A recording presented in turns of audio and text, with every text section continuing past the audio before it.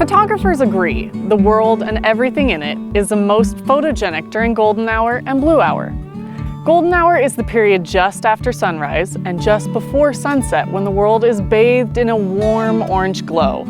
The sun is just above the horizon, providing a soft, warm, flattering light and making it ideal for just about every type of photography. It also enhances images by creating deep shadows and adding dimension to the pictures.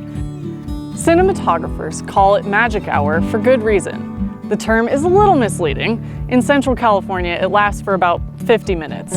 Blue hour gets less attention than golden hour, but it's just as impressive for photography. It's the period of time just before sunrise and just after sunset. Since there's no direct light source, the light is exquisitely soft, with almost no shadows to distract from your photo. In our area, it only lasts about 10 minutes. Here are some tips on making the most out of golden hour and blue hour photography.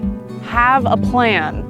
Know what you're going to photograph and what gear you're going to bring. Your gear should include a tripod and a lens capable of a wide aperture.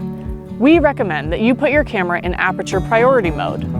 Arrive early. Give yourself plenty of time to set up your gear, and also take some practice shots to frame your image the way you envision the final result. When the special light arrives, you'll be ready. All you need to do is adjust your settings for the light and increase your ISO as the light dims. You can count on the timing of golden hour and blue hour, but you can't count on some of the conditions. Some days you may get the perfect shot, and others you may fall short because of fog or a thick cloud cover or no clouds at all. Keep trying. Your pictures will be different every day.